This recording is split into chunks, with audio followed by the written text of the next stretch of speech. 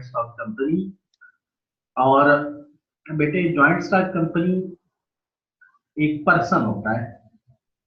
Company बेटे क्या होता है? पर्सन होता है, लेकिन ये आर्टिफिशियल होता है।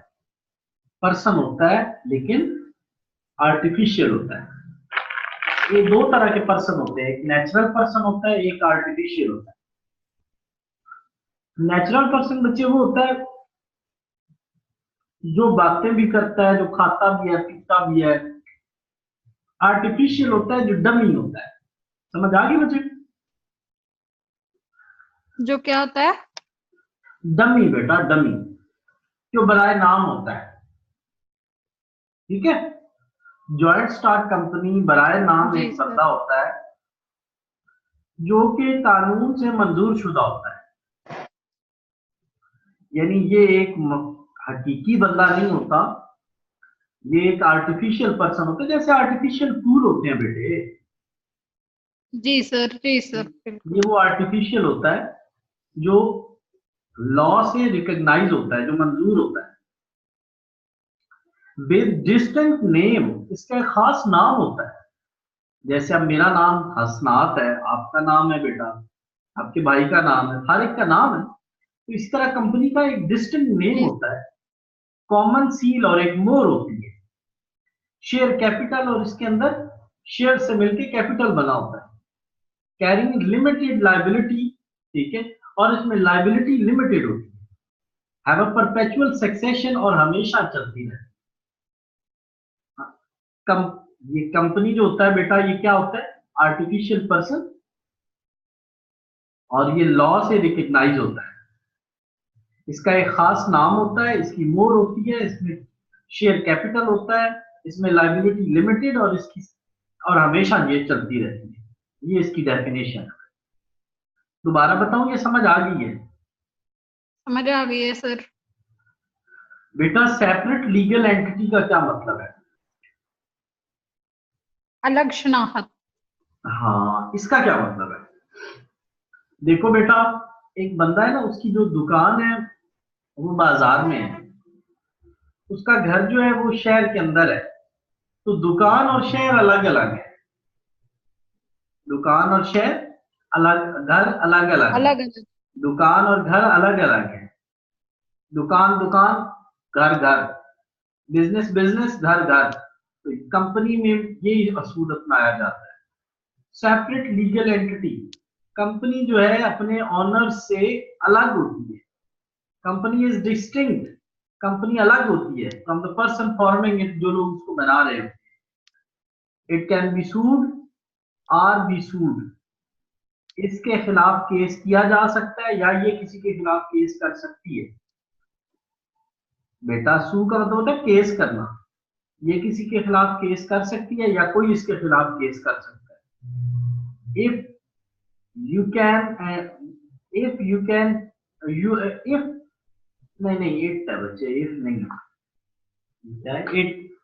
It can own and transfer the property on its own name. ये अपने नाम पे चीज खरीद भी सकती है और आगे बेच भी सकती है। ठीक हो गया? जी। जी सर।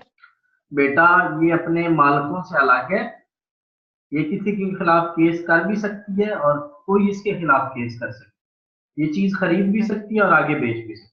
कॉमन सील, कंपनी के जो सिग्नेचर और स्टैंप होती है ना, वो कॉमन सील होती है। जो कंपनी की सिग्नेचर और स्टैंप होती है वो बेटा उसकी क्या होती है? Common seal. Perpetual existence, company इसलिए बनाई जाती है कि ये हमेशा चलती रहे। Company has a continuous life, की लंबी जिंदगी है। Share holder can come and go, लोग आते जाते रहेंगे, लेकिन कंपनी खत्म नहीं होगी। होगी।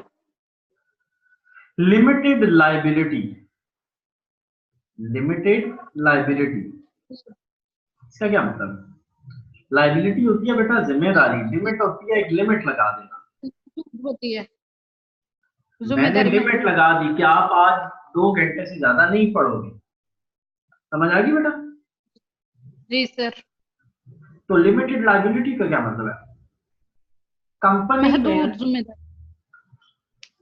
कंपनी एक जिम्मेदारी लगा देती है कि भाई आप बस आपके काम ये जिम्मे है, आपके काम बस इतना काम आपके जिम्मे है बस। लिमिटेड लाइबिलिटी बेटा समझ आ गया?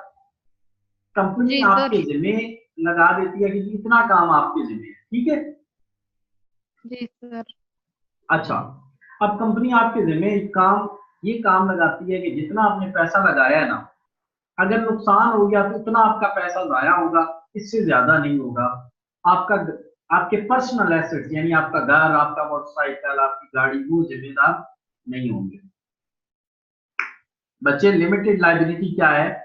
Liability of the share holder is limited to extend the value of the shares और the amount invested by them in case of liquidation of the wind up. बस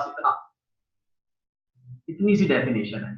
जब कंपनी लिक्विडेट या wind up होगी, जब company खत्म होगी, तो उसकी जिम्मेदारी कहां तक है?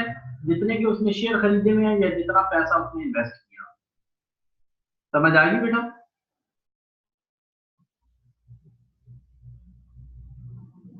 ठीक है बेटे। जी सर। जब कंपनी बंद होगी, वाइंड अप होगी या लिक्विडेट या खत्म होगी, तो बंदे की जिम्मेदारी कितनी है? जितनी उसने शेयर खरीदे हुए हैं या जितने उसने पैसे इन्वेस्ट किए। ठीक है। जी सर। लिमिटेड बाय शेयर, बंदे की उतनी जिम्मेदारी होगी जितने उसके पास शेयर हैं। इसमें बेटा दोनों चीजें हैं लिमिटेड लायबिलिटी में, ये देखो, वैल्यू ऑफ शेयर भी है और अमाउंट ऑफ इन्वेस्टमेंट भी है। लेकिन अब इसको अलग कर दो, वैल्यू ऑफ शेयर को अलग कर दो, अमाउंट ऑफ इन्वेस्टमेंट को अलग कर दो।